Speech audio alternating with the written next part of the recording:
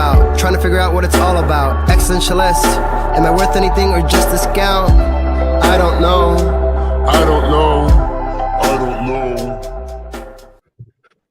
That was a great sounds of Watts with Outside on WNHHLP 103.5 FM New Haven. Myself, Preston, and my partner in crime, Long Island raised, Elm City made, Mr. EZ Bluez. Easy, you're always better with introductions more than me. Who do we have with us on the broadcast today? This is an interesting one. This is going to be the best introduction I've ever done in my entire life. I'm ready for it. I've known this person my entire life. We can jump all the way in the way back machine. I remember going through a tunnel with 10,000 others. And we were there. We broke through. We made it. And there was a child. This child grew up to be a man.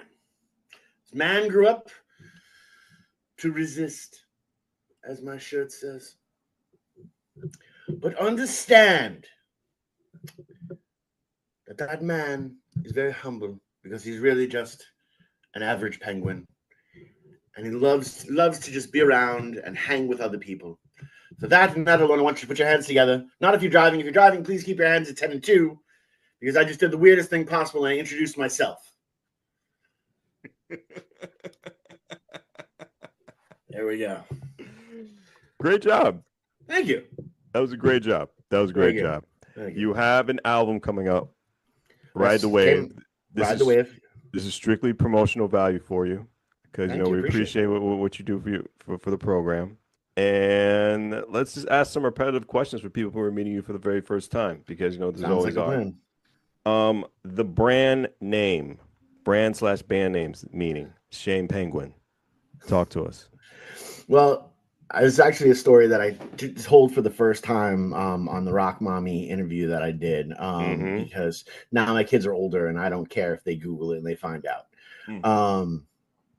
But I am someone who, much like the show after us on Monday, Cannabis Corner, I am someone who enjoys cannabis. You can see me frequent my vape pen on a regular broadcast on a regular basis. But we used to actually have a stuffed penguin that used to blow the smoke into before they had the vape pens and had all this wonderful technology. I guess I didn't want my house to smell like weed. So that became the Shame Penguin. And anytime, myself and my partner had a bad day, we would come home and we'd be like, I'm going to go hang out with Shame. I'll be right back.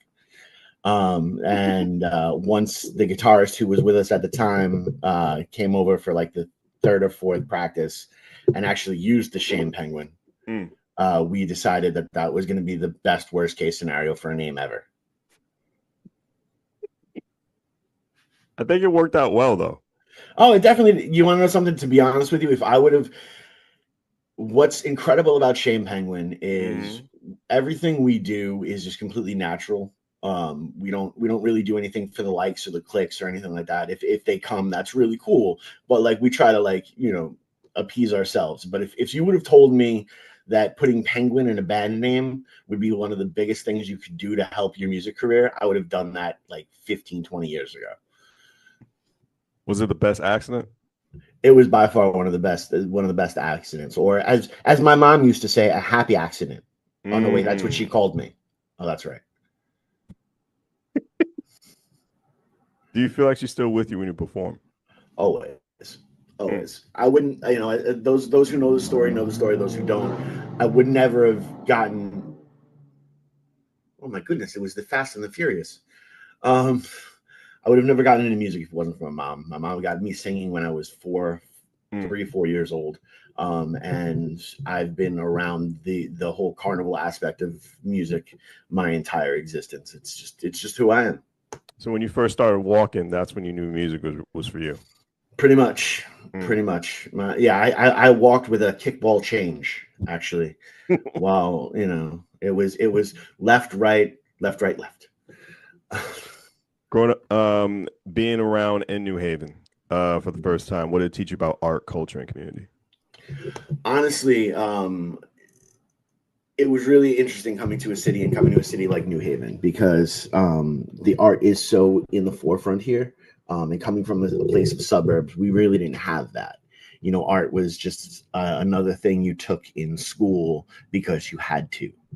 But yeah, it really is an incredible art city and an art cultural city out here that lets it be known that you can not only live, but you can survive and you can thrive as an artist in New Haven. And that's very, very amazing.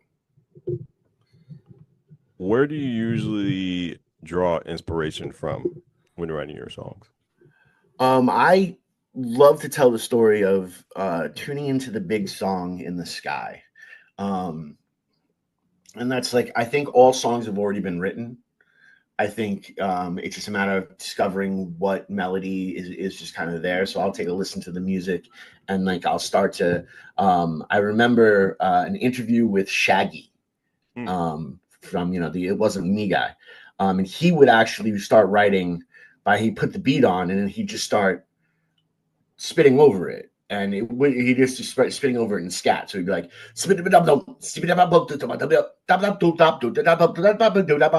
and that would then start to become a sentence. And that sentence would then become, and that's started how I'm. That's the new phase of writing in which I'm in, where I will write in scat and then come out like one of the our newer songs, Hypochondriac, is written in that type of way.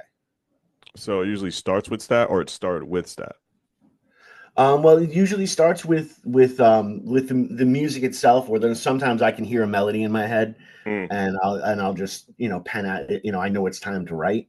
But I really do enjoy this new way that we've started writing, where someone will play a riff or something like that, and we'll just during a jam session. So yeah, during a jam session, it'll come out.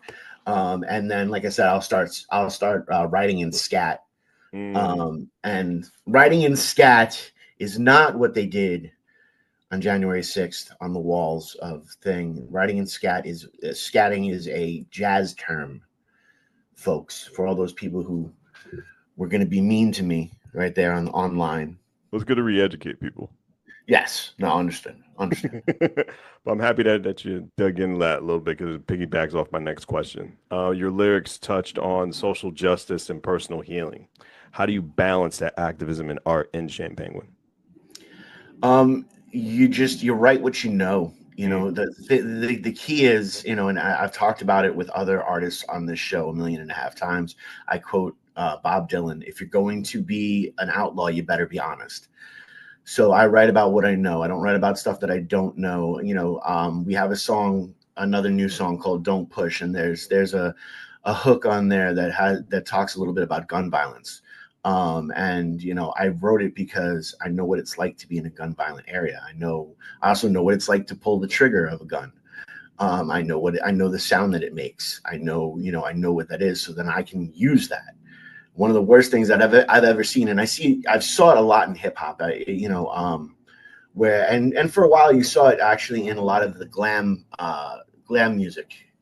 They were talking about all excess and all this kind of stuff, and they weren't living that type of life. You've got some hip hoppers writing about riding a Denali, and they don't even have like their motorcycle permit. You know what I mean? Wow. Oh yeah, no, I just called them out. Oh yeah, this is quotable. There's a bunch of hip hop artists right now, but like, I'm beefing with him. Okay. As we dig into emotions, what's the most emotionally difficult song you ever written, and has it been released or not? It hasn't been released. It actually is probably one that we're actually working on. It's one that I came up with the lyrics first. Because it was a life experience. It's about 3 of the there's 2 of them. One of them is going to be released. We're just working on it. It's a little different of a style for us, so we're working on it. That one's going to be released, and then another one I actually wrote about the 3 toughest moments of my life. And this kind of like happen in chronological order. And that one's called Soul Cry. which I really like. And then the hook is these are the troubles make your soul cry. These are the heartaches that echo through our lives. These are the songs we like. These are the pains we like to hide. These are the songs that make our soul cry. Yeah. How good is the therapy when it comes to guitar, drums, singing, even the bonding that you have after songs are done or in the process of making a song with the band? Honestly, it is probably the most incredible therapy session I've ever been to in my entire life. Especially like playing a live show. If it's 45 minutes or 20 minutes or whatever, it's just me. I don't want to say bleeding all over the stage because it's not like it. I'm not doing like Iggy Pop and cutting myself so I bleed on stage or anything, but emotionally I let my emotions bleed all over the stage and really get wrapped up in it so that I do feel like a full exhaustion when I'm done. And I feel like I'm going to have a better day because I got all of that out. I used to tell people all the time when they come to a show, I'd be like, welcome to my therapy session. Any recurring themes or messages you always try to infuse into music, or is there any new ones you want to bring to the table? Well, one of the things that really has been a hammer home is not letting people tell you who you are, what you are, or who you can be, what you can be, what you cannot be. That's very similar to Hive. Hive is dealing with the frustration of not necessarily having your voice be heard. And it has the opening line of, I kind of really want to tell you something, but I'm alone talking to myself because no one's paying any attention.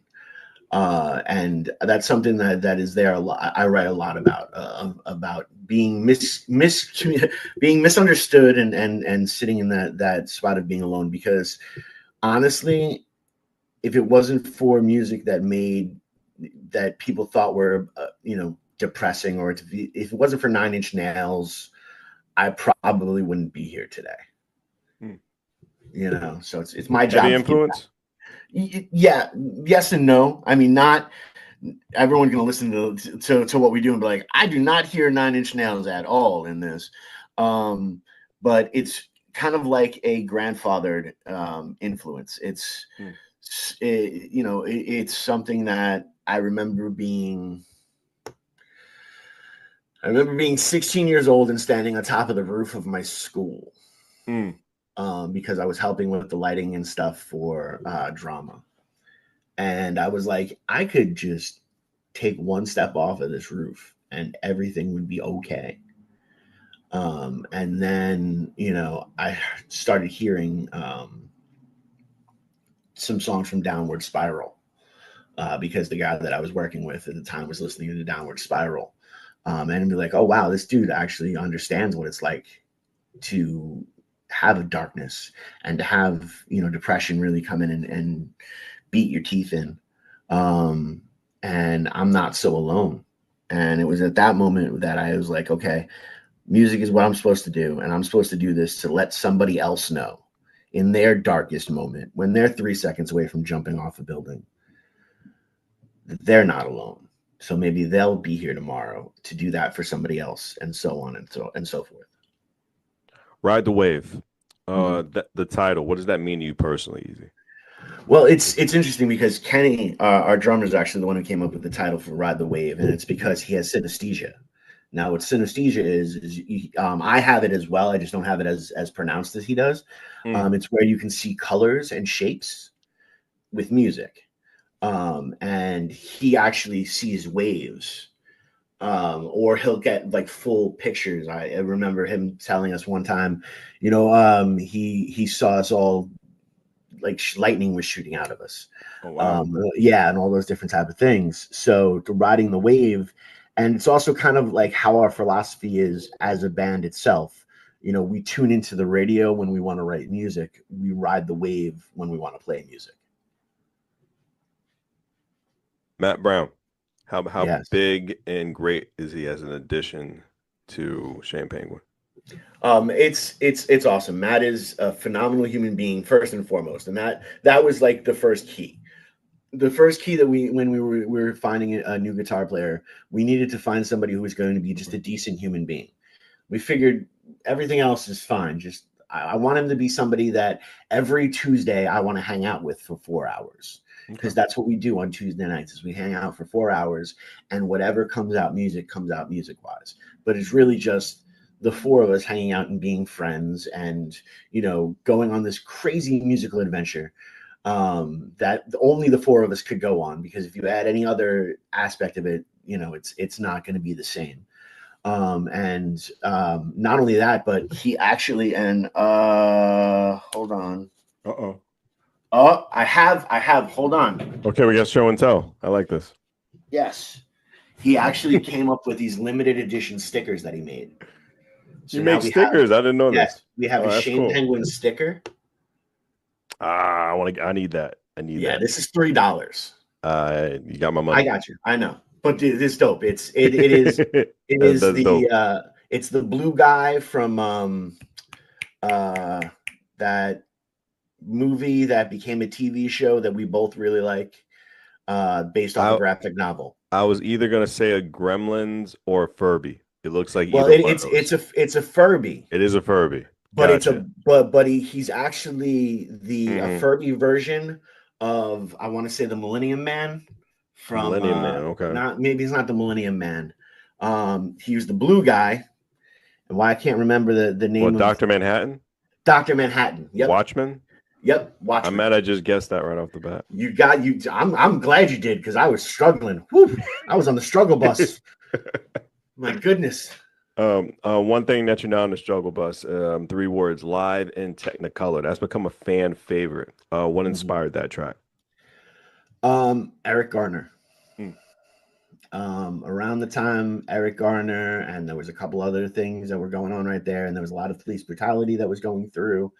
And I didn't understand it, because it's not happening to the people who look like me.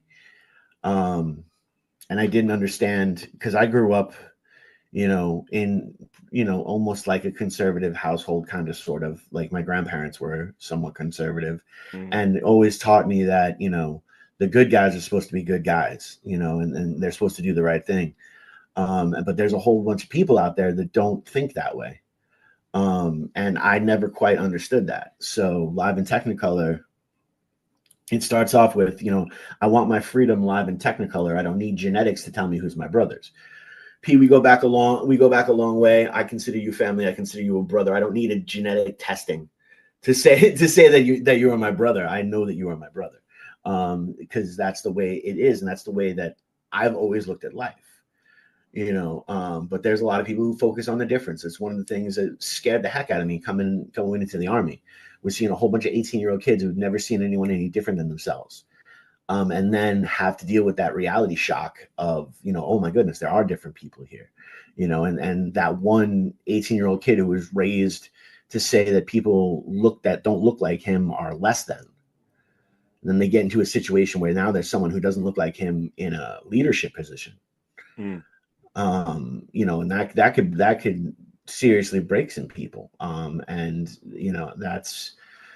That's where Live in Technicolor came from, because the chorus is, so I throw my hands up and I throw my hood up, because playing tribute to Martin. And I'll throw my hands up and my head up and until I can't breathe. Then we stand up and we rise up until we're truly free. Because coming together is really the freedom that's there. The second verse, it's Pride Month, so the second verse actually deals with the aspect of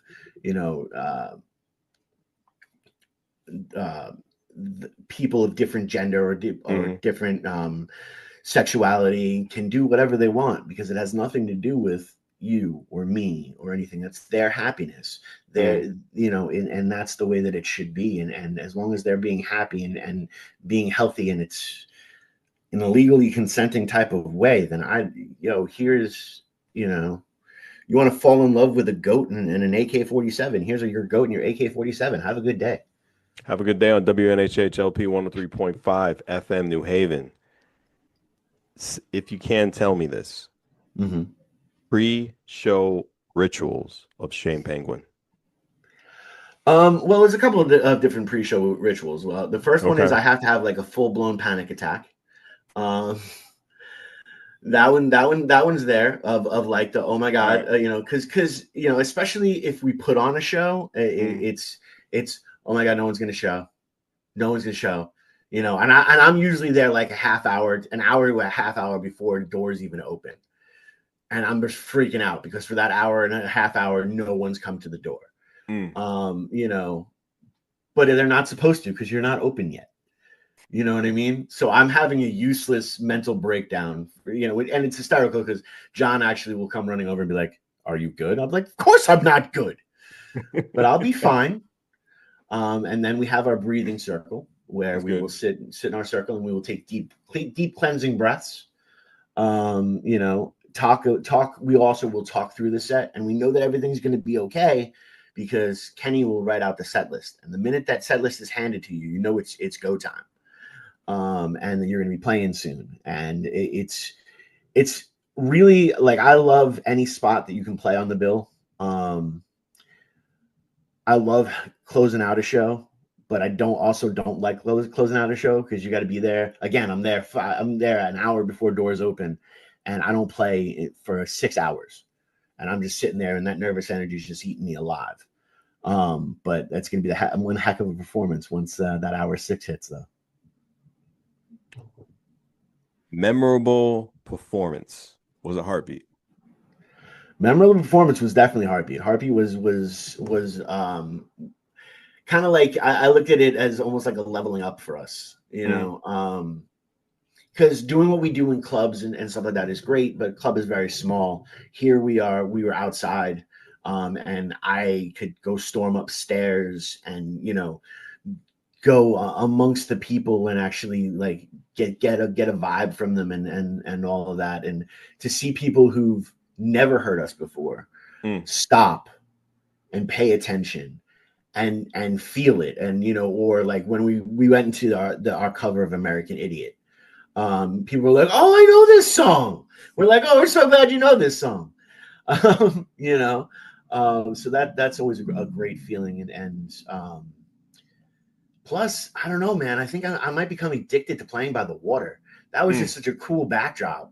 It was. I was thought about it. I was like, hey, man, if I knew that this was clean water, I would be totally jumping in here. I think the only thing that was missing was just the weather that make it a little sunnier. That was the only thing missing from that day. Yes.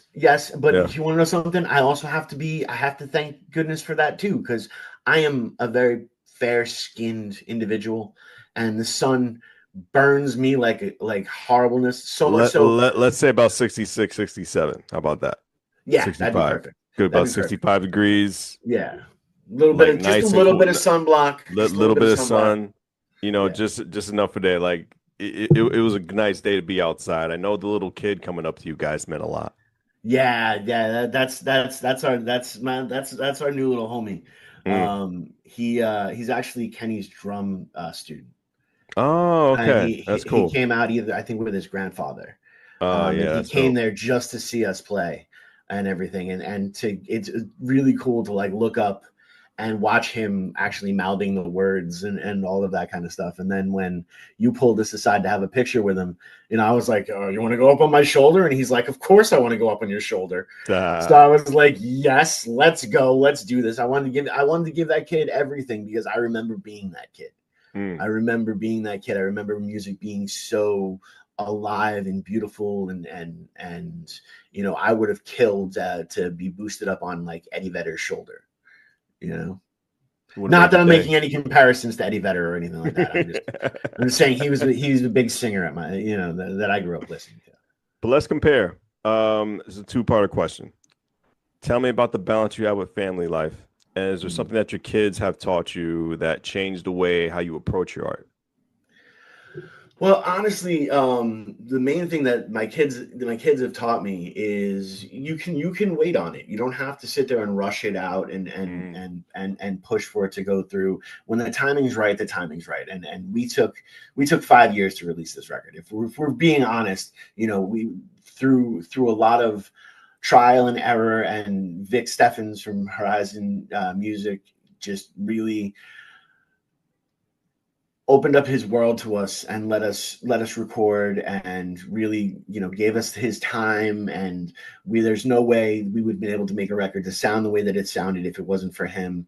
And it's a record that I actually put it in a playlist with some of my favorite bands that are out there, like a Blues Traveler Alive or something along those lines, and you can't tell the difference.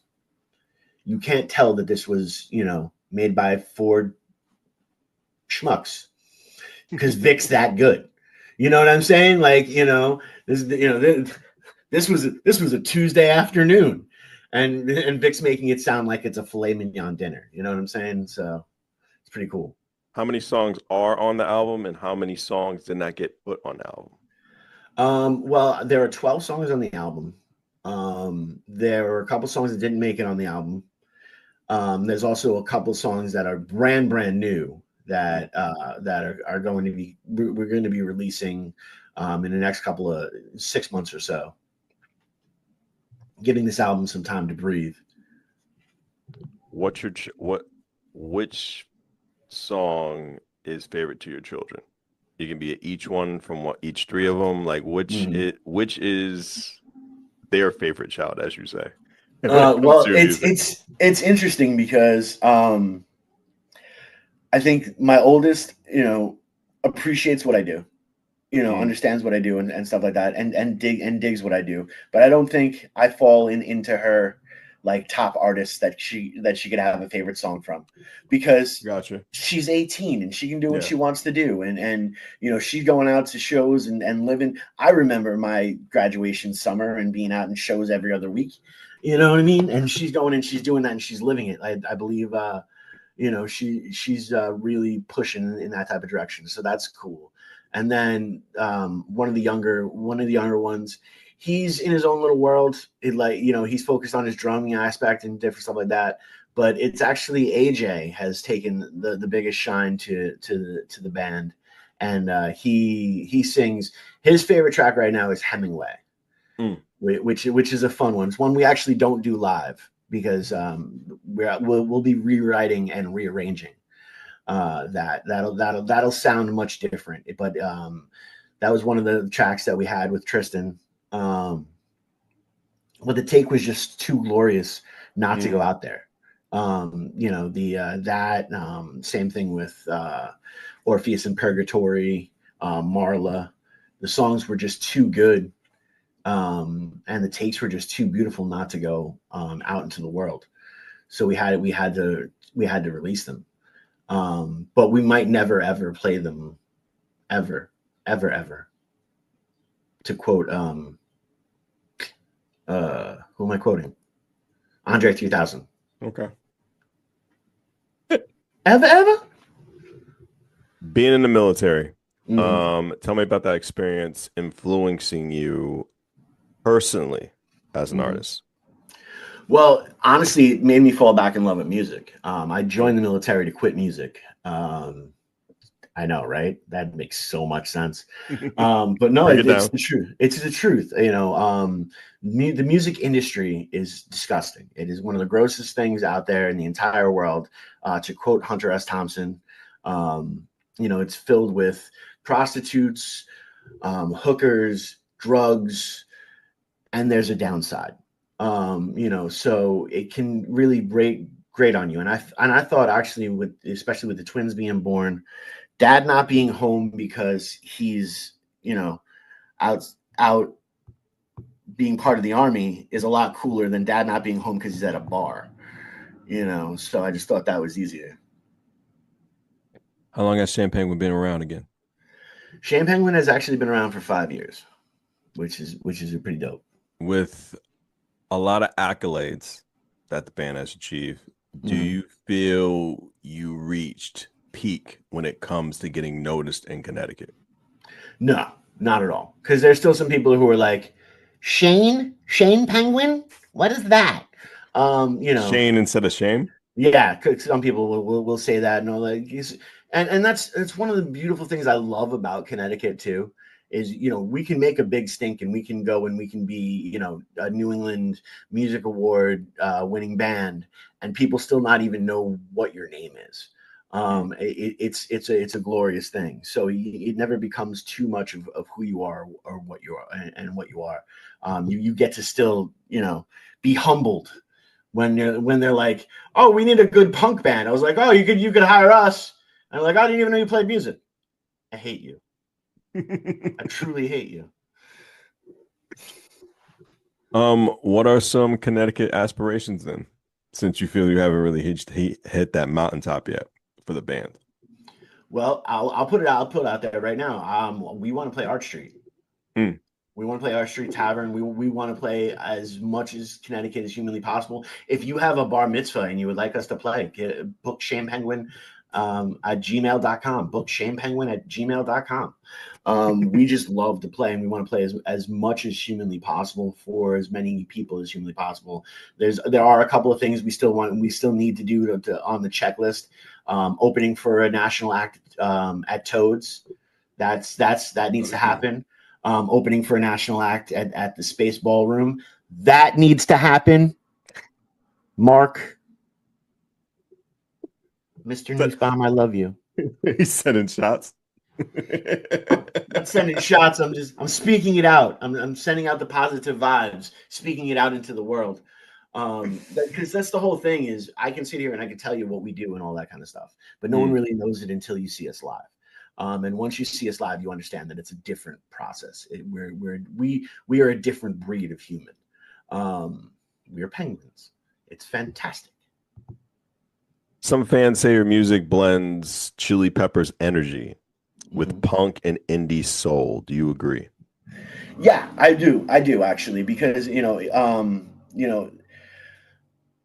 we actually used to say that the only reason why we were punk rock initially was just our attitude, because our attitude is very much, darn the man and all that kind of stuff. But really, the more that I do a deep dive into music and what punk is, and early 80s punk and hardcore, and really take a look at the kind of things, saying that we're a punk band is exactly like Meat Puppets saying they're a punk band. There are no rules. So we just act properly and make sure that we know that, there are no rules, and we're just going to have a lot of fun. Any genres you haven't explored yet that you'll love to experiment with the band? Well, I do know that we are going to be starting to work a little bit in the reggae, into some reggae. We're looking at some reggae beats and different stuff like that. Kind of work through. I look at that as a beautiful challenge.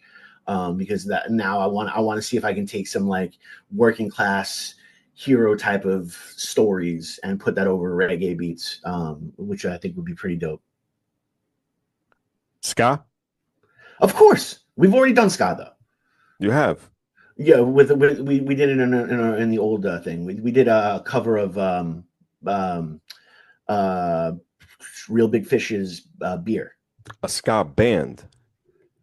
Working with the ska band. Oh, I'd love to work with a ska band. And I'll say it on the radio too. Every Tuesday we have practice. We have a practice space. If you are a musician and you are looking just to jam out and have a good time, and you think that this is something you want to do, hit us up. Book Shane Penguin at gmail.com. Shoot us an email, and we'll jam with you, man. Let's create some chaos. Be fun. There's a lot of fun when it comes to jam sessions and rehearsals and great stuff like that. But as anybody within conversations in the band with all this time within the 5 years, have anyone you talked about a dream collaboration, independent, non-independent, alive or dead? I guess I'll say there's one that I would really, really, really, really, really love to do, and that's actually because I'm related to him. Okay. And that's Brandon Tasnier, who's a phenomenal guitar player.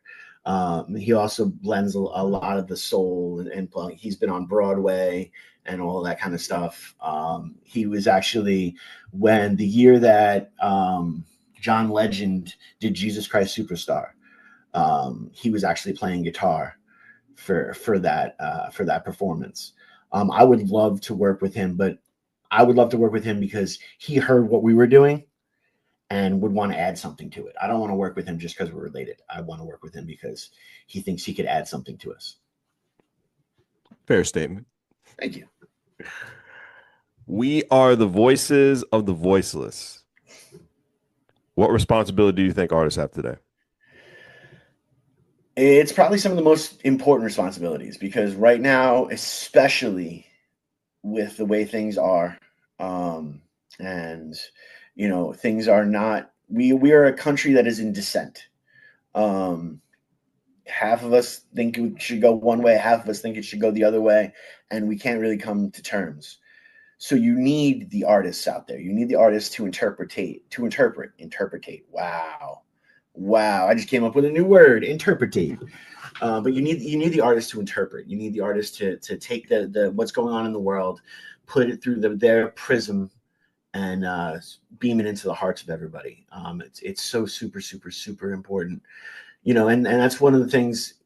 And artists, I will say this: don't take yourself so seriously either. Take a joke, laugh. Laugh is important. Laughter is so important.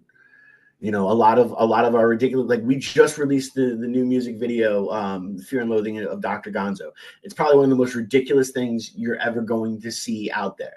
It is vibrant. It's trippy. It's all these colors, and I had to wear a wig, but it was fun. And like it's all. And the reason why people like the video is because you could tell we're having fun. So like, make sure you still have a little bit of fun in there, and people will show up. Trust me. How has the music evolved from when the band started till now? Well, I mean,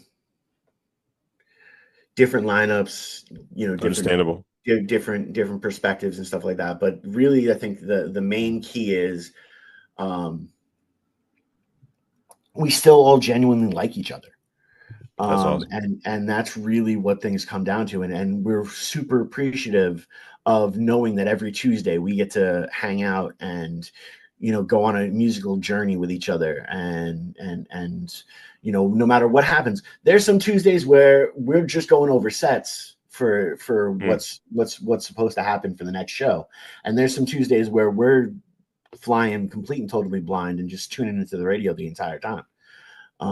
But the fact that we get to have these conversations with each other over and over again, and one, it's not boring, it's not tedious, it's beautiful, and we get and we compliment each other as we do things. It's so funny. Like we'll play through a song, and then like John will be like, "I just wanted to say, I really like that part that you did there," and I'll be like, "Yeah, I really like the part you did there. I thought that was really cool." So that's always fun.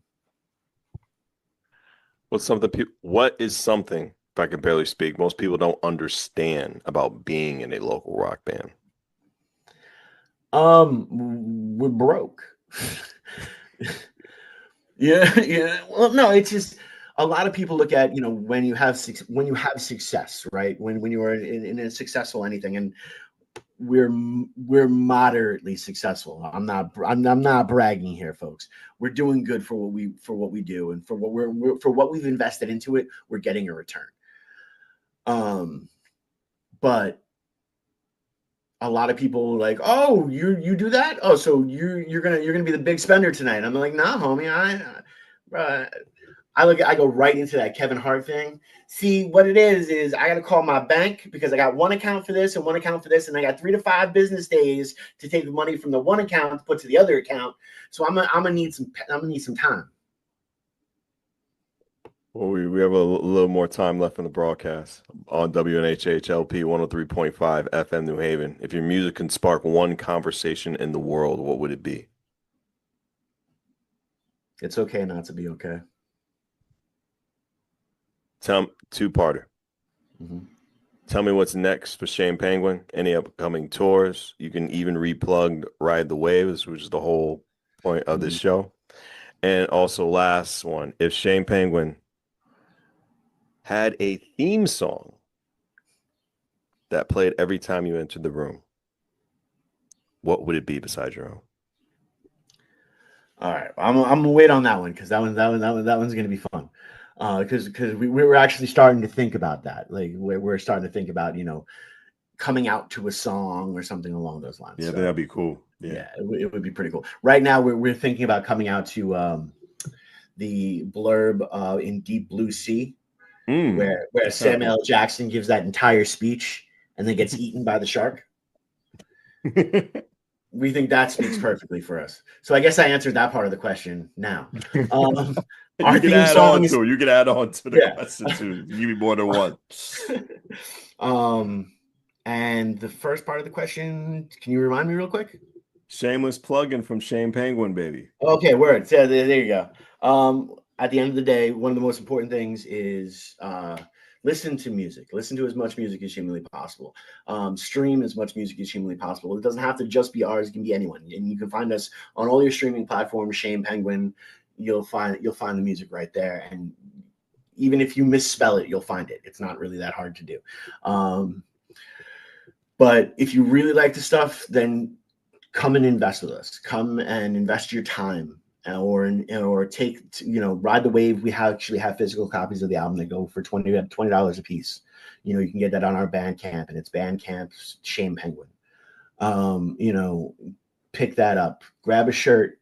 That'd be dope too. We are looking to expand out and go further than Connecticut within the next couple of months. And move even further than that. And to do that, we need seed money. We're trying to release, releasing this record. We're also trying to get a radio campaign together. Radio campaign costs money. And like I said before, we're broke musicians. We don't have money. So we need you to go to our Bandcamp and we need you to buy a whole bunch of stuff so that we can afford to get this stuff on the radio, so that some kid in Wisconsin can be like, yo, that Shane Penguin song was dope. How much fun you had on the video? Oh, it was too much fun. It was too much fun. First of all, how incredible it was to go to Fashionista, a show that we've got, someone we've actually had on the show, Todd Lyon, was there and everything, and she became like our personal shopper. She picked out the different outfits so that we all knew exactly how we wanted to look, and how ridiculous we wanted to look, and how completely out there we wanted to be. And everything was just like, all right, let's get even crazier. Let's be even zanier. Initially it was gonna be a really like a single shot video that was just gonna be, like a performance shot, paying tribute to a Captain Beefheart music video. And then we're like, let's get weirder. Let's get even weirder. Let's get even weirder. And they were like, can we have a floating Kenny? Yes, everyone needs a floating Kenny. Or a floating shame. Is that the mascot's name? Yeah, or a floating shame. That works too. Oh, and also, if you guys want to see us, we're playing on the 12th of July at Armada Brewing for the Shoreline Music Festival. It's 29 bands. It's actually 29 bands for $25, which is probably one of the best values you're gonna get. And food trucks. And Armada Brewing, which is some of the best beer that you can rock out there. We're going to be outside. We're going to be sweaty. We're going to be nasty. It's going to be July. And if July has anything to do like what June did to us, we're going to have another heat wave. And who knows? You might see Shame in a thong. I'm just saying.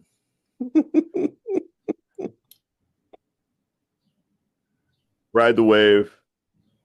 It's on every platform that you that's out there: Spotify, Amazon, Apple Music. No excuse. Go to ShanePenguin.com, support Shane Penguin, so they can keep on performing for everyone, performing for Connecticut. They can even do at your bar mitzvah. If I can barely speak, that's what Dustin said. Book Shane Penguin. Book Shane Penguin at gmail.com if you want to book Shane Penguin. I will totally play a bar mitzvah. L'chaim. And it'll be the most memorable thing you can ever have. Exactly. On WNHHLP 103.5 FM New Haven. We appreciate everyone. Thank you so much.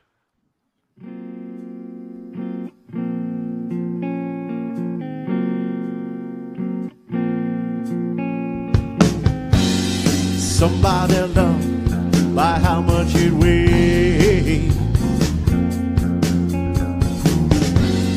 Others drink it down just to numb the pain. Cut it up and snort it down.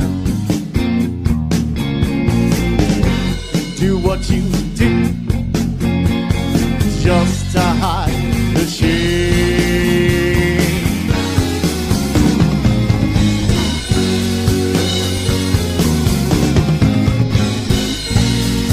Shakes overcome me, withdraw, you'll find me. What's become of me? Another love junkie. Shakes overcome me, withdraw, you'll find me. What's become of me? Another love junkie.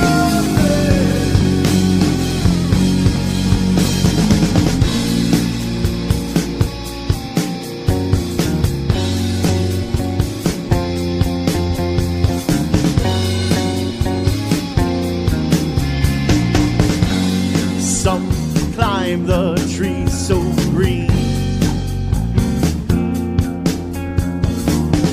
hydroponically they mask their pain, break it up and